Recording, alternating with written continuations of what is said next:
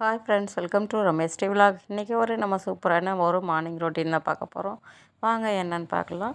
இன்றைக்கி பசங்களுக்கு school leave முடிஞ்சு இன்றைக்கி ஸ்கூல் ரீஓப்பன் பண்ணுறாங்க. அதனால் காலையில் எழுந்துச்சி பசங்களுக்கு லஞ்சு ரெடி பண்ணலாம் அப்படின்ட்டு நான் ஒரு 5:30க்கெலாம் எழுந்துச்சி வந்துட்டேன். எழுந்திரிச்சி வாசல் பெருக்கி கோலம் போட்டுட்டு பல் தேய்ச்சிட்டு காஃபி போட்டு குடிச்சிட்டு பசங்களுக்கு லஞ்சு ரெடி பண்ணலாம் அப்படின்னு. லஞ்சு இன்றைக்கி என்னென்னா தக்காளி சாதமும் உருளைக்கிழங்கும் வறுப்போம் அப்படின்ட்டு நான் நினச்சிட்டு இருந்தேன். ஆனால் அப்புறம் பசங்க வந்து உருளைக்கிழங்கை விட உருளைக்கிழங்கு சிப்ஸ் இருக்குது இல்லைங்களா, அது இருந்தால் தக்காளி சாதத்துக்கு சூப்பராக இருக்குமா அப்படின்னு சொல்லிட்டாங்க.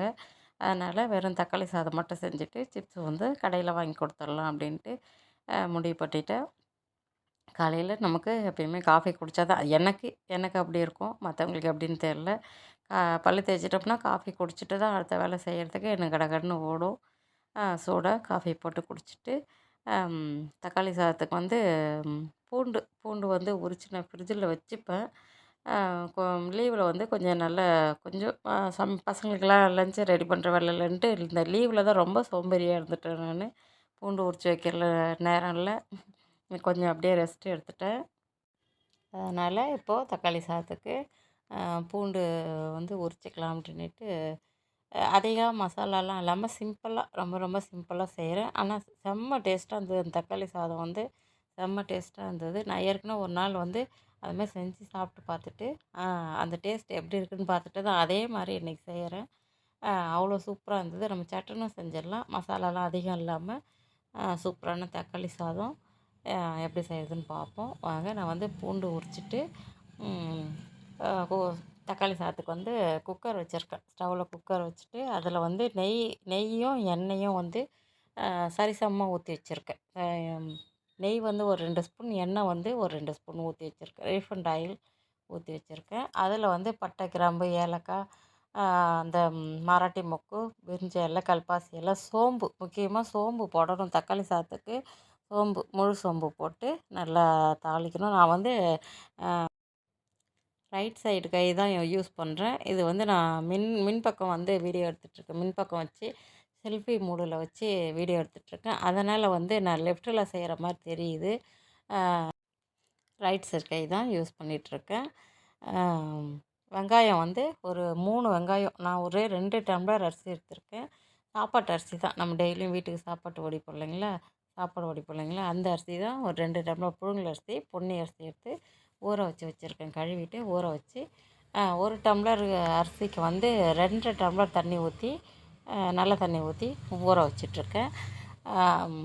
அதுக்கு வந்து ஒரு 3 வெங்காயம் நல்லா நீல வாக்கில் கட் பண்ணிவிட்டு, பச்சை மிளகா வந்து ஒரு 4, 5 பச்சை மிளகா முழுசாகவே போட்டுக்கலாம். முழுசாக போட்டால் நல்லா வாசனையாக இருக்கும் தக்காளி சாதத்துக்கு. முழுசாக போட்டுட்டு காரத்துக்கு வந்து நான் வந்து தனி மிளகாத்தூள் ஒரு 2 ஸ்பூன் அளவுக்கு நான் வந்து வீட்டிலேயே மிளகாத்தூள், குழம்பு மிளகாத்தூள் அரைப்போம் இல்லைங்களா, மிஷினில் கொடுத்து, அதோட கூட நான் தனியாக வந்து தனி மிளகாத்தூளும் அரைச்சி வச்சுக்குவேன். கடைகள்லாம் மிளகாத்தூள் வாங்க மாட்டேன், தனி மிளகாத்தூள் கடையில் வாங்க மாட்டேன்.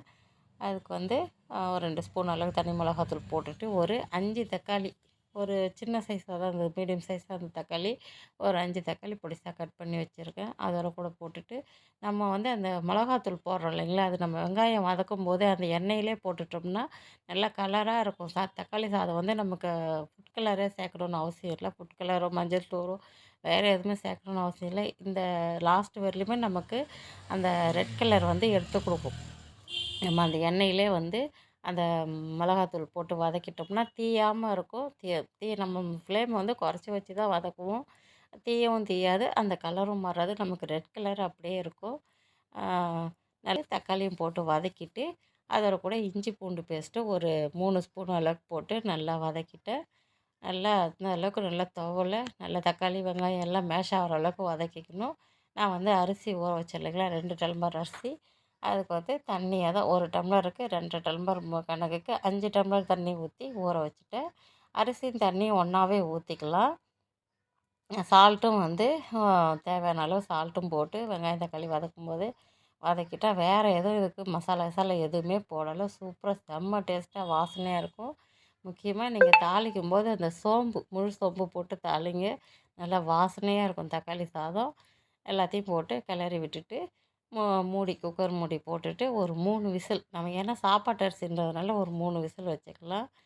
3 விசில் வந்ததுக்கப்புறம் ஸ்டீம்லாம் போனதுக்கப்புறம் குக்கர் ஓப்பன் பண்ணி பார்த்தோம்னா, சூப்பரா நல்லா பொல பொல பொலன்னு நல்லா அடியிலயும் சாதம் வந்து அடியிலயும் பிடிச்சிருக்காது. நல்லா பொல பொல பொலன்னு சூப்பரான தக்காளி சாதம் ரெடி ஆயிடுச்சு. பசங்களுக்கு எனக்கு சட்டுன்னு சாப்பாடு ரெடி பண்ணணுன்னா இந்த சாதம் தான் எனக்கு மைண்டுக்கு வரும். ஏன்னா சீக்கிரமா ஒரே சாதமாக ஒன் பாட் ரைஸாக சீக்கிரம் செஞ்சிடலாம் இல்லைங்களா?